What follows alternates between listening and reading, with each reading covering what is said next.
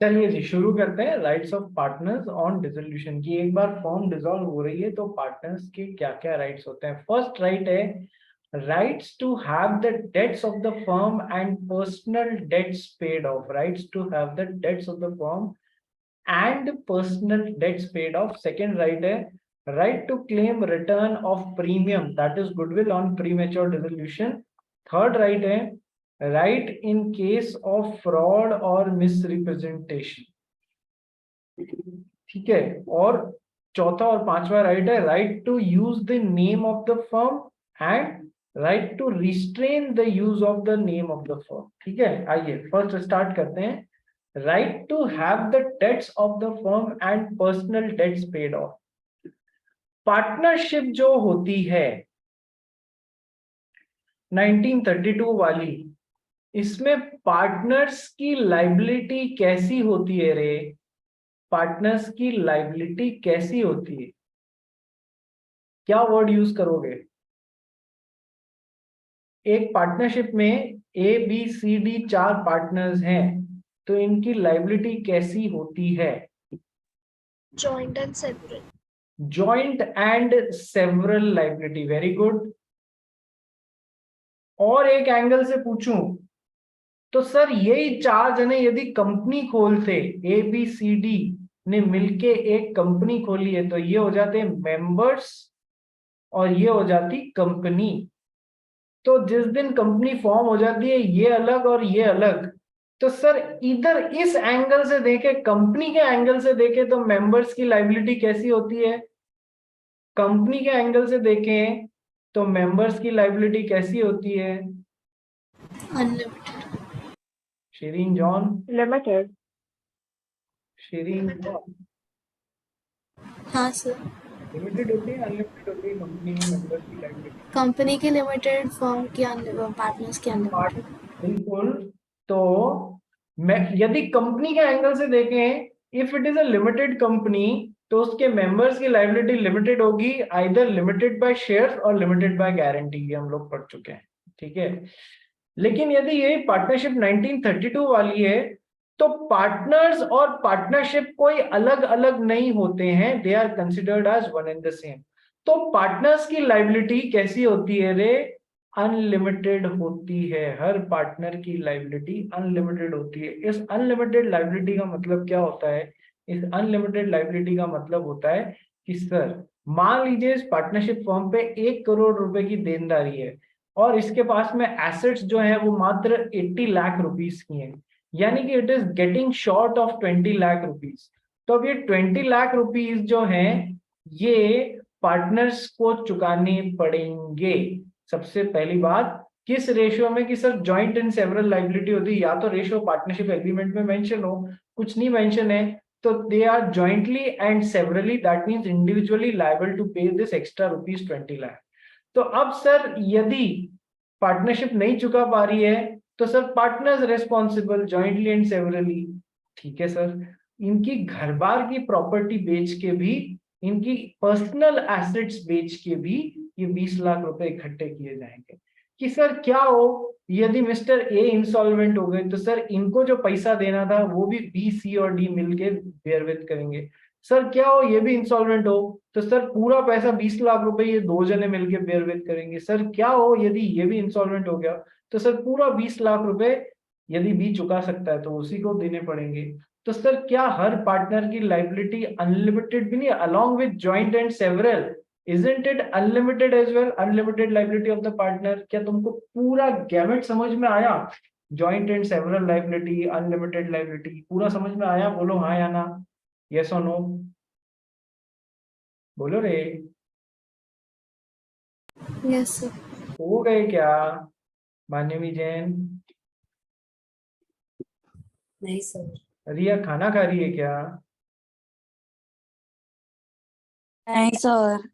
हाँ तो आज बोलो ना, बोलो भाई बोलो, यस और no, be active in the class. ठीक है। तो सर अब समझो इस बात को। सर ये तो था कि देनदारी 1 करोड़ रुपए की थी और 80 लाख, आई एम सॉरी, देनदारी 1 करोड़ रुपए की थी और 80 लाख रुपए एसेट्स थी, ये एसेट्स थी, ये लाइबिलिटीज थी, कम पड़ गई। ज्यादा होती तो क्या होता सर, उल्टा कर लो, 1 करोड़ रुपए की एसेट्स हैं और 80 लाख रुपए की देनदारी होती, तो सर सारी लाइबिलिटीज चुकाने के बाद में 20 लाख रुपए एक्स्ट्रा बचते, वो पार्टनर्स के बीच में डिस्ट्रीब्यूट हो जाते। ठीक है सर। अब देखो पहला राइट क्या है, अपन क्या पढ़ रहे हैं, rights of partners. Yes sir, rights of partners क्या है, पॉइंट ध्यान से पढ़ना, ऑटोमेटिकली समझ में आ जाएगा। Rights to have the debts of the firm and personal debts paid off. Rights to have the debts of the firm and personal debts paid off. जो समझा रहा हूं बहुत एकदम ध्यान से देखना, ये काम आएगा सर। पार्टनरशिप फर्म में 4 पार्टनर्स, ठीक है सर। इसकी 1 करोड़ रुपए की देनदारी, 80 लाख रुपए की ये लाइबिलिटीज और ये एसेट्स। ठीक है सर। अब ये पार्टनर ए है, पार्टनर बी है, पार्टनर सी है, पार्टनर डी है। इनकी किसी की 2 करोड़ रुपए, किसी की 20 लाख रुपए की, ये सब उधारियां चल रही हैं। किसी की 50 लाख रुपए की चल रही है, किसी की 15 लाख रुपए की चल रही है, किसी की नहीं भी चल रही है। ठीक है, यानी कि ये इन पार्टनर्स की पर्सनल बेसिस पे भी इन्होंने उधार ले रखा है मार्केट से, और डी ने नहीं लिया हुआ है। ठीक है सर। अब रूल क्या है, what is the rights of the partners sir. Partnership firm की जो एसेट है वो पहले पार्टनरशिप फर्म की लाइबिलिटी को चुकाने में काम ली जाएगी। बहुत ध्यान से सुनना, पार्टनरशिप फर्म की जो एसेट है वो पहले पार्टनरशिप फर्म की लाइबिलिटी को चुकाने में काम ली जाएगी, और यदि कोई सरप्लस है, और यदि कोई सरप्लस है तो फिर वो पार्टनर्स के बीच में डिस्ट्रीब्यूट की जाएगी, जो भी रेशो उन्होंने डिसाइड किया है उस हिसाब से। क्या ये पहला रूल समझ में आया आपको?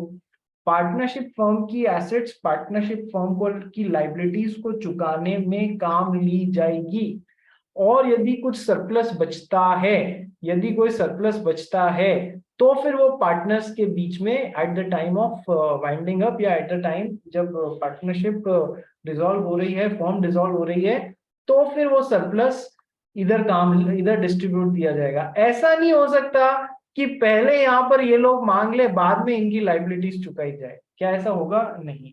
तो पहले क्या होगा, पार्टनरशिप की जो एसेट है वो पार्टनरशिप की लाइबिलिटीज को ही चुकाने में काम लिया जाएगा।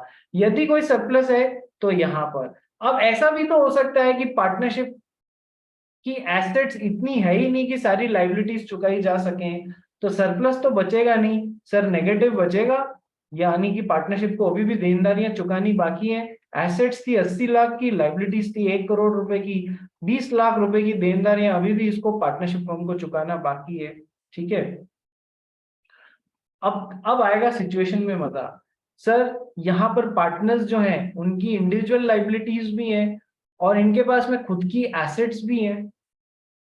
तो सर अब आ जाओ दूसरे रूल की तरफ। दूसरा रूल क्या बोलता है, पार्टनर्स की खुद की जो पर्सनल एसेट्स हैं वो पहले उनकी पर्सनल लाइबिलिटीज चुकाने में काम ली जाएगी, और यदि कोई सरप्लस बचता है, और यदि कोई सरप्लस बचता है वो फिर पार्टनरशिप की देनदारियां चुकाने में काम लिया जाएगा। अपन कहते हैं ना पार्टनर्स की अनलिमिटेड लाइबिलिटी, उनका घर बार भी बेच के पार्टनरशिप की देनदारियां जो चुकाने की है वो चुकाने के लिए मांगा जा सकता है, घर का पैसा भी मंगाया जा सकता है। लेकिन उस पे एक ये पहले रोक है, पहले क्लॉज है, पहले इफ एंड बट है। क्या इफ एंड बट है? पार्टनर की पर्सनल एसेट्स पहले उनकी पर्सनल लाइबिलिटीज चुकाने में काम लिया जाएगा, उसके बाद में कोई सरप्लस है तो फिर वो पार्टनरशिप की जो नेगेटिव बचा हुआ है, जो शॉर्टफॉल कमी पड़ रही है, उसको पूरा करने में मंगाया जा सकता है। क्या अब तुमको पूरा 360 डिग्री व्यू समझ में आया कि ये कैसे काम करता है? बोलो हाँ या ना एवरीवन। भानवी देव, ईशा बांगड़ खनक, रिया शिरीन शेट्टी, बोलो समझा। हाँ है। ऐसा कभी नहीं हो सकता कि पार्टनर्स की पर्सनल देनदारियां तो बाकी पड़ी हुई हैं और उनको बोलो पार्टनरशिप में अनलिमिटेड लाइबिलिटी होती है, लाओ लाओ घर का पैसा लाओ, अरे वो कहेगा रुक जा भाई, पार्टनरशिप एक्ट मैंने भी पढ़ा है, पहले मैं अपनी पर्सनल लाइबिलिटीज चुकाऊंगा, उसके बाद में तुम्हारे को सरप्लस बचता है वो तुम मेरे से मांगने का हकदार हो, इधर जो शॉर्टफॉल पड़ रहा है उसके लिए। ठीक है, मान लो इसके पास में, बेचारे ए के पास में एसेट्स ही 20 लाख रुपए की थी, तो 20 लाख रुपए इसने खुद की देनदारियां चुकाने में काम ले लिया, तो अब इसके पास कुछ बचा नहीं है, तो तुम उसको बोल ही नहीं सकते वहां पर पैसा देने के लिए। मान लो इसकी देनदारियां 50 लाख की थी, इसके पास में एसेट्स ही 45 लाख रुपए की है, तो ये तो किस कगार पे आ गया, खुद को इंसॉल्वेंट घोषित करा ले, वहां कुछ दे ही नहीं पाएगा। मान लो इस सी के पास में 25 लाख रुपए थे, 25 लाख रुपए थे, 15 लाख रुपए की खुद की देनदारियां चुकाई, 10 लाख रुपए जो एक्स्ट्रा है वो इससे यहाँ पर मांगे जा सकते हैं, 10 लाख रुपए इससे मांगे जा सकते हैं। मान लो इधर इसके पास में 20 लाख रुपए थे, तो इससे भी पैसा मांगा जा सकता है। ठीक है, बात समझ में आ रही है? अपने को मेन रूल क्या ध्यान रखना है, पार्टनरशिप की मेन रूल क्या ध्यान रखना है, पार्टनरशिप की जो एसेट्स हैं वो पहले पार्टनरशिप की लाइबिलिटीज चुकाने में काम ली जाएंगी, फिर यदि कोई सरप्लस है तो उस पर पार्टनर्स का अधिकार होगा। और यदि कोई नेगेटिव एस्पेक्ट है तो अभी पहले यहां का रूल देख लो, पार्टनर्स की जो पर्सनल एसेट्स हैं वो उनकी पहले पर्सनल लाइबिलिटीज चुकाने में काम आएंगी, फिर यदि कोई सरप्लस है तो वो यहाँ नेगेटिव की पूर्ति करने के लिए काम में ली जा सकती है। ठीक है भाई, ये रूल ध्यान रखना, ये राइट है पार्टनर्स का बोलने का कि पहले हम हमारी पर्सनल एसेट्स से पर्सनल लाइबिलिटीज चुकाएंगे, और ये हर राइट है हर पार्टनर का इधर बोलने का कि फर्म की प्रॉपर्टी को पहले फर्म की लाइबिलिटीज चुकाने में काम लो, ये भी राइट है, हर पार्टनर ये भी बोल सकता है। So rights to have the debts of the firm and personal debts paid off. पढ़ना चालू कर Shirin John. Where there are joint debts due from the firm and also separate debts due from any partner, the property of the firm shall be applied in the first instance in payment of the debts of the firm, and if there is any surplus, then the share of each partner shall be applied in payment of his debts or paid to him. Similarly, the private property of any partner shall be applied first in the payment of his private debts, and the surplus, if any, in the payment of the debts of the firm. समझ में आ गया होगा सबको, ये बस जो समझाया था वही लिखा हुआ है कि कैसे क्या होगा। ठीक है, ध्यान से वापस एक बार घर पे आराम से पढ़ना, नोट्स बनाओगे आज तक। Second, right to claim the return of premium और goodwill on premature dissolution. देखो एक बार पहले इसको पढ़ लेते हैं, फिर मैं आपको समझाऊंगा। कई बार क्या होता है, थोड़ा सा सिचुएशन बता देता हूँ फिर पढ़ते हैं। कई बार क्या होता है, एक पार्टनरशिप चल रही है, इसका धंधा बहुत अच्छा चल गया है, तो एक नए पार्टनर अंदर आना चाहते हैं, नए पर्सन अंदर एज अ पार्टनर आना चाहते हैं। बोला, बाकी सब ने बोला कि सर अभी तो प्रीमियम लगेगा अंदर घुसने का, कि आप 25% पार्टनरशिप मांग रहे हो, उसके लिए हम आपसे अपार्ट फ्रॉम जो भी आज 25% की वैल्यू है उसके अलावा हम आपसे प्रीमियम भी चार्ज करेंगे, यानी कि गुडविल भी चार्ज करेंगे जो हमने रिस्क लेके बनाई है इतने टाइम से। ठीक है, तो मान लो 5 लाख रुपए की गुडविल डिमांड कर ली। ठीक है, ये गुडविल दे के अंदर घुसे हैं, तो ये सीन चल रहा है। ठीक है, उस परिप्रेक्ष्य में समझना होगा आपको। और फिर मान लो ये फर्म थी फॉर अ फिक्स्ड ड्यूरेशन, ये फर्म थी 15 सालों के लिए, अभी तक 5 साल निकले, धंधा बहुत सेटअप अच्छा सेटअप हो गया है, फिर इन्होंने डी को अंदर घुसाया, अभी 10 साल फर्म और चलनी है। लेकिन अब सिचुएशन क्या आ गई है कि ये फर्म 10 साल से पहले ही प्री मैच्योरली डिसॉल्व हो रही है, प्री मैच्योरली डिसॉल्व हो रही है। तो क्या ये बंदा जो कि डी, मिस्टर डी जो पार्टनर जैसे घुसे अंदर, गुडविल दे के घुसे, प्रीमियम दे के घुसे अंदर, क्या इनको अपना ये प्रीमियम अमाउंट वापस मांगने का अधिकार होगा क्या? पॉइंट ये है। पॉइंट समझ में आया क्या पढ़ने वाले हैं अपन लोग? पॉइंट समझ में आया या वापस समझाऊं? पॉइंट समझ में आया या वापस समझाऊं? समझ गया। समझ गया। देव पासारी, एक एक से पूछू क्या? ठीक है, तो ये पॉइंट पढ़ रहे हैं, क्या ये बंदा अपना, यदि फर्म फिक्स ड्यूरेशन की थी और उसका प्रीमेच्योर डिसोल्यूशन हो रहा है, क्या ये अपना गुडविल या प्रीमियम जो है जो दे के अंदर घुसा है, क्या ये वापस डिमांड कर सकता है? पॉइंट ये पढ़ भाई। Where a partner has paid a premium goodwill on entering into partnership for a fixed term and the firm is dissolved before the expiration of that term, he shall be entitled to repayment of the premium or of as may be reasonable. देखो ही शैल भी 10 साल बचे हुए थे और छठे साल में ही वाइंड अप करने की बातें हो गई, तो क्या ये मांग सकता है? सर मांग सकता है, लेकिन सर पूरा नहीं। तो फिर किस हिसाब से? Shall be entitled for repayment of the premium as may be reasonable. Sir proportionately कर लो, या तो कि सर 5 लाख का था तो 5 लाख का 10 साल के लिए था, 6 साल ही चली तो बाकी 4 साल का रिटर्न करवा दो, ऐसा कुछ भी कोई रीजनेबिलिटी का क्लॉज डालना उसमें, ठीक है। Now the amount of refund of premium will depend upon two things. दो चीजों पे डिपेंड करेगा कि कितना प्रीमियम वो वापस डिमांड कर सकता है अपॉन प्रीमेच्योर डिसोल्यूशन पर। The amount of refund of premium will depend upon two things: the terms upon which he became a partner in the firm, the length of time during which he was a partner in the firm. जितने समय तक वो partner बना रहा, जितने उसने उस premium का मजे लिया अंदर, वो तो मतलब 6 साल तक तो लिया ना, तो जितने टाइम बना रहा और उसमें जितना टाइम बाकी है, एक तो ये देखेंगे, प्लस किन टर्म्स पे उसको पार्टनर लिया गया है वो भी देखी जाएंगी कि किन टर्म्स पे उसको उनको भी देखा जाएगा, ठीक है। But in following cases no refund of premium is allowed. Sir in 3 cases में कोई प्रीमियम, भले ही प्री मैच्योर डिसोल्यूशन हो रहा है फर्म का, तो भी कोई प्रीमियम अलाउ नहीं किया जाएगा, ठीक है। क्या क्या सिचुएशन में? पढ़ भाई। When premature dissolution is due to the death of any partner.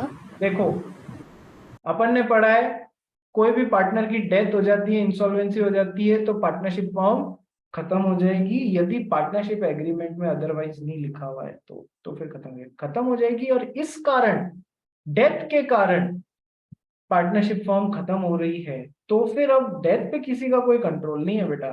तो फिर वो अपना जो प्रीमियम दे के अंदर घुसा है ना, या गुडविल दे के घुसा है, वो डिमांड नहीं कर पाएगा, पहली सिचुएशन। दूसरी situation Shri, The dissolution is mainly due to the misconduct of the partner claiming the return of the premium. Dissolution इस फर्म का क्यों हो रहा है? ए बी सी 3 पार्टनर्स थे, डी अंदर प्रीमियम देके घुसा, ये है ना मिसकंडक्ट करने लग गया, गलत काम करने लग गया, इस कारण पूरी फर्म खत्म हो रही है। खुद के बेवकूफी के कारण फर्म खत्म हो रही है, तो फिर ये प्रीमियम वापस मांगने का अधिकारी नहीं है, ठीक है। The dissolution is mainly due to the misconduct of the partner claiming the return of the premium. And third and last श्री, The dissolution is in the pursuance of an agreement containing no provision for the return of the premium or any part thereof. देखो जो partnership agreement है, जिन terms पे उसको अंदर लिया, उसमें कोई लिखा हुआ ही नहीं है इस बारे में कि हम प्रीमियम रिटर्न करेंगे, उस बारे में कोई बात ही नहीं करी गई है। The dissolution is in pursuance of an agreement containing no provision for the return of the premium और एनी पार्ट देयरऑफ। मतलब इससे रिलेटेड प्रोविजन अंदर होना चाहिए, ठीक है। तभी तो लिखा है the terms upon which he became the partner in the firm, ये टर्म्स से डायरेक्टली कनेक्ट हो रहा है ये पॉइंट, ठीक है। तो सर जब आप किसी पार्टनरशिप फर्म में प्रीमियम दे के घुसो, तो उसमें बाकायदा लिखवा लेना कि सर यदि प्रीमेच्योर डिसोल्यूशन होता है तो मुझे प्रोपोर्शनेट प्रीमियम रिटर्न किया जाएगा, ठीक है। चलिए, तो ये अपन ने अभी तक 2 राइट्स पढ़ लिए। क्या? Rights of the partners upon dissolution, की जब फर्म खत्म हो रही है, डिसॉल्व हो रही है। पहला, right to have the debts of the firm and personal debt paid off, किस हिसाब से वो समझा दिया आपको। Right to claim return of premium, ये केवल और केवल किस जगह आ रही है? फिक्स टर्म वाले में अंदर आ रही है, ध्यान रखना, ठीक है। पार्टनरशिप फॉर फिक्स ड्यूरेशन में आ रही है। Third, right in case of fraud और मिसरिप्रेजेंटेशन, पढ़ गई इसको। Where a contract of partnership is rescinded on the ground of fraud or misrepresentation of any of the partner, the aggrieved partner is entitled to the following rights in addition to his usual rights. देखो, यदि partnership जो है वो इसलिए खत्म की जा रही है क्योंकि किसी पार्टनर ने फ्रॉड या मिसरिप्रेजेंटेशन किया है। अब अभी के लिए आप इन दोनों टर्म्स को एक जैसा ही मान लो, इनमें डिफरेंस होता है, बहुत भारी डिफरेंस होता है, जो कि हम इंडियन कॉन्ट्रैक्ट एक्ट में पढ़े, ठीक है। तो किसी पार्टनर के फ्रॉड, आप समझते हो फ्रॉड क्या होता है, रोंगेस्टी खा रहा है वो, ठीक है। तो यदि किसी पार्टनर के फ्रॉड या मिसरिप्रेजेंटेशन के कारण पार्टनरशिप एग्रीमेंट खत्म किया जा रहा है, कॉन्ट्रैक्ट खत्म किया जा रहा है, तो फिर जो एग्रीव्ड पार्टनर्स है, एग्रीव्ड पार्टनर्स मतलब वो जिन्होंने फ्रॉड नहीं किया, जो उस फ्रॉड से इफेक्ट हो गए हैं, ठीक है। सो द एग्रीव्ड पार्टनर्स, यानी कि 4 पार्टनर्स थे, A B C D, D ने फ्रॉड मारा, तो एग्रीव्ड पार्टनर कौन हो गए, ये 3 हो गए जिन पे उसका इफेक्ट आया। Their aggrieved partner is entitled to the following rights in addition to his usual rights. जो भी उसके यूजुअल राइट्स हैं उनके अलावा फ्रॉड और मिसरिप्रेजेंटेशन के केस में ये वाले राइट्स और हैं एग्रीव्ड पार्टनर्स को। क्या? Right of lien on surplus assets, right of lien on surplus assets. पढ़ भाई, फिर समझाता हूँ। He is entitled to a lien on or a right of retention of the surplus or the assets of the firm remaining after the debts of the firm have been paid, for any sum paid by him for the purchase of a share in the firm and for any capital contributed by him. देखो, सबसे पहले समझो लियन का क्या मतलब होता है। लियन का मतलब समझना एक एग्जाम्पल से। सर, आप जब किसी बैंक के पास में उधार मांगने जाते हैं, कोई लोन मांगने जाते हैं, मान लो हमारी शिरीन जॉन किसी बैंक के पास में लोन लेने के लिए गई, कितने लाख रुपए का लोन चाहिए कि सर 5 लाख रुपए का लोन चाहिए, ठीक है मैडम दे देंगे, लेकिन है ना आपको कोई चीज हमारे पास में मॉर्गेज या गिरवी रखवानी पड़ेगी, ठीक है सर। तो इसने क्या किया, अपना कोई एक सोने का हार बैंक के पास में गिरवी रखा दिया, ठीक है। तो अब वो हार जो है वो बैंक के पास में गिरवी रखा हुआ है, वो बैंक कब छोड़ेगा, जब ये 5 लाख रुपए विद इंटरेस्ट बैंक को चुका देगी तो बैंक को हार को लौटा देगा। यदि ये चुका नहीं पाती है, ठीक है, तो बैंक उसको नीलाम कर देगा और अपना पैसा खड़ा कर लेगा, ठीक है। तो सर ये जो सिचुएशन हुई ना जिसमें उसने बैंक के पास में मॉर्गेज रख के और लोन लिया है, तो सर बैंक का इस हार के ऊपर राइट ऑफ लियन है। राइट ऑफ लियन का मतलब होता है कि सर जब तक मतलब है ना इससे रिलेटेड बात पूरी नहीं हो जाए तब तक इन गुड्स का फिजिकल पोजेशन जबरदस्ती अपने पास रखने का बैंक का राइट होता है। यानी कि राइट ऑफ लियन क्या हो जाता है, किसी चीज का फिजिकल पोजेशन अपने पास में, भले ही आप उसके ओनर हो या नहीं हो, लेकिन आप उसका due to the given situation आप उसके ऊपर right of lien, physical possession अपने पास दबा के रखने का राइट होता है। This is what is right of lien. क्या तुमको राइट ऑफ लियन इस एग्जांपल से समझ में आ गया? बोलो हाँ या ना, बोलो हाँ या ना। हाँ सर। ठीक है, अब देखो ए बी सी और डी 4 पार्टनर्स थे, डी ने क्या पूरी फर्म के साथ में फ्रॉड कर दिया, ठीक है सर। अब फर्म डिसॉल्व हो रही है, फर्म डिसॉल्व हो रही है ना, फर्म की सारी एसेट्स इकट्ठा करी, उसमें से फर्म की लाइबिलिटीज चुकाई, लाइबिलिटीज चुकाने के बाद में यदि सरप्लस बच जाता है तो जो अग्रीव्ड पार्टनर्स हैं इस सरप्लस के ऊपर राइट ऑफ लियन एक्सरसाइज कर सकते हैं। इस सरप्लस के ऊपर राइट ऑफ लियन एक्सरसाइज कर सकते हैं। किस किस बातों के लिए? The aggrieved partners is entitled to a right of lien or a right of retention on the surplus or the assets of the firm remaining after the debts of the firm have been paid। यानी कि assets minus liabilities के बाद में जो surplus बचा है इस पे राइट ऑफ लियन एक्सरसाइज कर सकते हैं। किस वास्ते? For any sum paid by him, A B और सी के द्वारा यदि कोई सम पे किया गया है for the purchase of a share in the firm, इस शेयर में, इस फर्म में हिस्सेदारी के लिए कुछ पैसा दिया गया जो कि डेफिनेटली कैपिटल कंट्रीब्यूशन या जो भी करते हैं, ठीक है, या बाद में आया तो परचेज ऑफ शेयर के लिए घुसते हैं। तो सर जो भी पैसा इन ए बी और सी ने दिया है इस फर्म में अपने शेयर के लिए, ठीक है, या फिर कैपिटल कंट्रीब्यूशन के लिए, उनके लिए उस पैसे को सिक्योर करने के लिए ये सरप्लस के ऊपर अपना राइट ऑफ लियन एक्सरसाइज कर सकते हैं, ए, बी और सी। क्या ये पहला राइट समझ में आया इन केस ऑफ फ्रॉड और मिसरिप्रेजेंटेशन? बोलो हाँ, बोलो बोलो बोलो। हाँ सर। ठीक है, सेकेंड राइट फ्रॉड या मिसरिप्रेजेंटेशन के केस में second right, right of subrogation. पढ़ गई? He is also entitled to subrogate to the rights of a creditor of the firm in respect of any payment made by him towards the debts of the firm. देखो, subrogation का right शायद मैंने आपके साथ में पहले भी discuss किया है, यदि नहीं किया तो आओ समझ लो। सब्रोगेशन किया होना चाहिए, बिल्कुल किया होना चाहिए। क्या होता है सब्रोगेशन? देखो, किया है, 100% किया है, कंपनी लॉ में किया है। सर, ये एक पर्सन है एक्स, ठीक है, इसने बैंक से लोन लेना था। बैंक ने कहा कितने रुपए का लोन चाहिए कि साहब 1 करोड़ रुपए का लोन चाहिए। बैंक ने कहा कोई एसेट गिरवी रखा हो भाई, ठीक है, तो इसने कहा ये मेरे पास में ये एसेट है, ये मेरा घर है। बैंक ने कहा घर की कीमत तो 50 लाख रुपए ही है रे, ठीक है, तो सर अब मैं क्या करूं कि सर बैंक ने कहा चलो हम लोन दे देंगे 1 करोड़ रुपए का, तुम तो एक गारंटर और ले आओ जो तुम्हारे बिहाफ पे गारंटी ले ले कि यदि तुम लोन चुकाने में फेल हो गए तो वो गारंटर तुम्हारे बिहाफ पे लोन चुकाने के लिए बाइंड हो जाएगा। ठीक है सर, तो एक्स ने अपने मित्र मिस्टर जी को याद किया कि देख मुझे 1 करोड़ रुपए की लोन की जरूरत है, बैंक गारंटर मांग रहा है, तो गारंटर बनेगा क्या?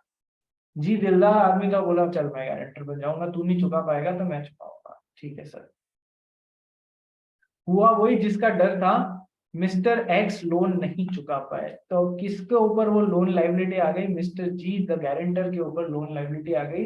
पूरा 1 करोड़ रुपया किसने चुकाया बैंक को? किसे? गारंटर मिस्टर जी ने चुकाया। तो अब मिस्टर जी को राइट ऑफ सब्रोगेशन मिल जाएगा, मिस्टर जी को राइट ऑफ सब्रोगेशन मिल जाएगा। सब्रोगेशन का मतलब होता है mister G would now step into the shoes of the bank, और उनके पास में वो सारी रेमेडीज होंगी जो बैंक को अपना पैसा वसूलने के लिए मिस्टर एक्स के खिलाफ थी। तो बैंक के पास में एक घर पड़ा हुआ था ना गिरवी, अब उस पे वो किसके पास में गिरवी के नाते चला जाएगा? गारंटर के पास में। सब्रोगेशन का मतलब होता है आप किसी और के शूज में स्टेप इन कर रहे हो, आपको वो सारे राइट्स मिल रहे हैं जो उस आदमी को थे। ठीक है, तो अब ये हाउस पे गिरवी रखने का अधिकार किसका हो जाएगा? मिस्टर जी का हो जाएगा। पैसे वसूलने का मिस्टर एक्स से किसका अधिकार हो जाएगा? मिस्टर जी का हो जाएगा। He has subrogated into the role of the bank. He has stepped in into the shoes of the bank. This is what is right of subrogation. अब समझो इसको पार्टनरशिप में सब्रोगेशन में क्या यूज किया गया है, देखो। He is also entitled to subrogate to the rights of a creditor of the firm in respect of any payments made by him towards the debt of the firm. Sir, मान लो इन partners ने, क्योंकि हर partner की unlimited liability होती है, इन partners ने firm का कोई date चुकाया मिस्टर एक्स को, मिस्टर एक्स से उधार लिया हुआ था वो चुकाया। अब मिस्टर एक्स के पास में जो भी गिरवी रखा हुआ है, राइट ऑफ सब्रोगेशन हो जाएगा इन लोगों का, जिसने भी चुकाया है इनमें से उन लोगों का हो जाएगा कि अब वो गिरवी पड़ी हुई चीज पे पहला जो कब्जा हो जाएगा वो किसका हो जाएगा? जिसने भी वो एक्स्ट्रा चुकाया है पैसा, उसको सब्रोगेशन का राइट मिल जाएगा for any in respect of any payment made by him towards the payment of the towards the debt of the firm. ठीक है, समझ में आ गया? बोलो यस और नो। Yes sir. ठीक है, final right in case of fraud और misrepresentation, right to be indemnified. Indemnification का मतलब हम जानते हैं, हमने ऑलरेडी पढ़ा हुआ है, right to make good the losses, right to make good the losses. तो सर अब क्या है, इस मिस्टर डी ने फ्रॉड कर दिया, अब सर फ्रॉड किया है कोई बात नहीं, पर ये एजेंट है तो सर ये सब ने भी उसकी कीमत चुकाई है, ठीक है, तो सर लेकिन हर पार्टनर को एक इंडेमनिफिकेशन का राइट मिलता है to make good the losses. Indemnification का मतलब क्या होता है, तेरी बेवकूफी से तूने जो भी फर्म को या तूने वो नुकसान पहुंचाया, क्या नाम है, फ्रॉड या मिसरिप्रेजेंटेशन से उसके कारण हमको जो भुगतना पड़ा, तू हमें उसके अगेंस्ट इंडेमनिफाई करेगा, you will make good the losses. This is what is the right of indemnification. So जिसके ऊपर फ्रॉड या मिसरिप्रेजेंटेशन का फर्क पड़ा है, प्रभाव पड़ा है, he is also entitled to be indemnified by the partner or partners who are guilty of fraud or misrepresentation against all the debts of the firm। ये बहुत अच्छा और बहुत इंपॉर्टेंट पॉइंट है कि सर मिस्टर डी ने fraud या misrepresentation किया, तो सर जो नॉन फ्रॉड या मिसरिप्रेजेंटेशन वाले पार्टनर्स थे उन सबको राइट होगा, ये सब फर्म के जितने भी डेट्स हैं जो इनको चुकाने पड़ रहे हैं या जो भी है, उन सब के अगेंस्ट ये इसको इंडेमनिफाई करेगा, he make good the losses. ठीक है, ये 3 राइट्स मिलेंगे, right of subrogation, right of indemnification and right of lien on surplus assets. चौथा right, right to use the name of the firm. पढ़ भाई Shirin. Where any partner has bought the goodwill of the firm after its dissolution, he shall have a right to use the name of the firm. यदि firm के dissolution के समय किसी partner ने उसकी goodwill खरीद ली, इन्होंने खरीद ली, तो इसको राइट होगा उस फर्म का नाम यूज लेने का। ठीक है, इसी को होगा, फिर बाकी लोग नहीं यूज ले सकते। और यदि नहीं खरीदी है तो फिर वो गुडविल सब में बटेगी, ये ध्यान रखना। आगे point number 5, right to restrain use of the firm name. पढ़ इसको।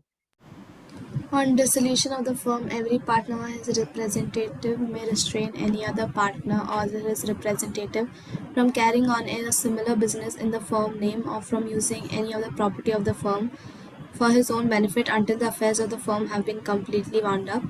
This right is, however, subject to the following conditions.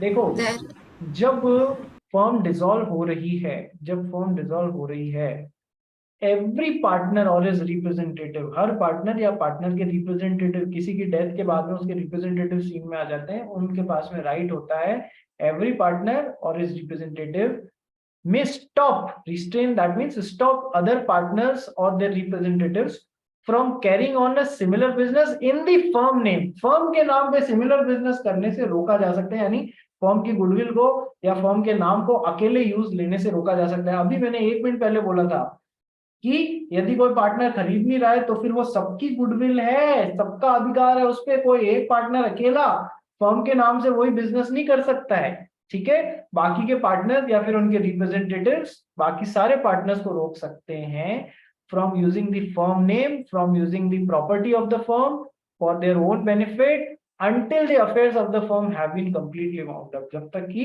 Firm के अफेयर्स पूरी तरीके से निपटा नहीं ले जाते, कोई भी एक जना उस फर्म के नाम को अपने पर्सनल यूज के लिए नहीं यूज ले सकता। This right is subject to following conditions. Point number 1, there is no contract between the partners contrary to it.